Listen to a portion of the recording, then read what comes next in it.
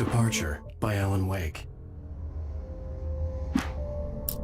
The man turned to face me. His face was covered in shadows. It was hard to make him out in the darkness of the forest that surrounded us, but the axe he lifted was plain to see. It glistened with the blood of his victim. He grinned madly. The shadows were alive, distorting his features. It was a scene from a nightmare, but I was awake. The Taken stood before me. It was impossible to focus on it, as if it stood in a blind spot caused by a brain tumor and eye disease. It was bleeding shadows like ink underwater, like a cloud of blood from a shark bite. I was terrified. I squeezed the flashlight like my life depended on it, willing it to stop coming any closer. Suddenly something gave, and the light seemed to shine brighter. For a long time, the dark presence had been weak, sleeping. Nothing but a half-forgotten nightmare or a shadowy flicker in the corner of an eye in the forest at night. Not real enough to properly exist, and yet too evocative to fade away completely. Now it was waking up. The rider like a fly caught in a spider's web, each jerk and kick vibrating the strands that led deep into its lair. It was aware of him now, and it could use him. All he'd need was a little incentive. I heard them before I saw them, swooping down from the sky and screeching as they came. I spun around just as the cloud was upon me.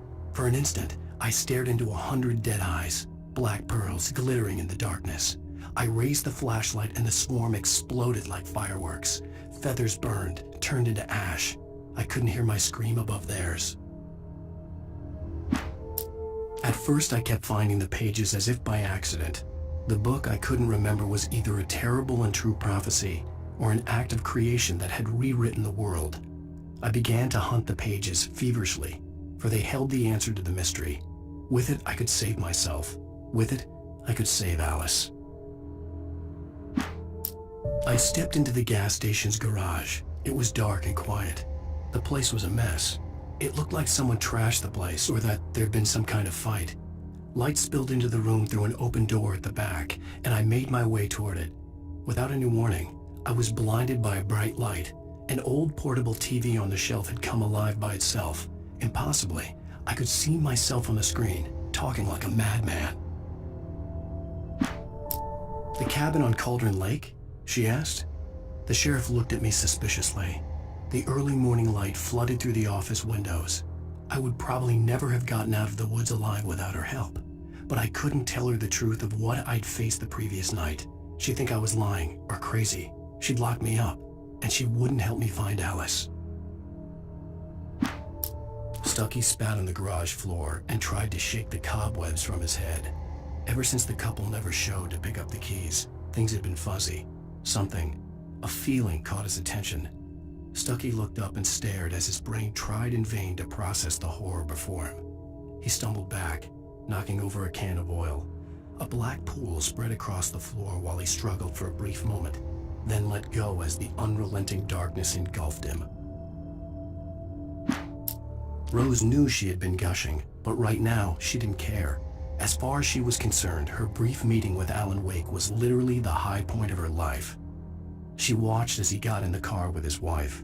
She was pretty, confident, at ease with Wake. Not like Rose. They were perfect for each other. She'd have given anything to be called their friend.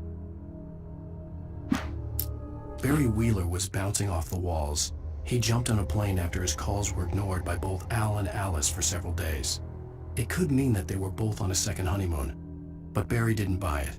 Al had been way too unstable for that, not sleeping, messed up. Barry had years of experience dealing with Alan Wake, and he couldn't ignore it.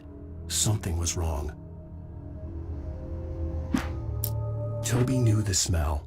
It was the man, the nice man who always gave him treats and never got tired of playing with him. Toby wagged his tail in excited anticipation and gave a joyous bark. Then there was another smell, a wrong smell, and it was alien enough to stop Toby in his tracks. Confused, he growled deep in his throat. The wrong smell came from the nice man. Blind animal terror pierced the dog's brain an instant before the axe followed suit. Barry took another sip of the heavenly coffee. He grinned at Rose. Surely this was love. Rose gushed on breathlessly.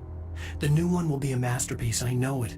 You must tell him not to listen to the trolls in the forums saying Departure will never get finished. He should take his time and make it perfect. I can wait.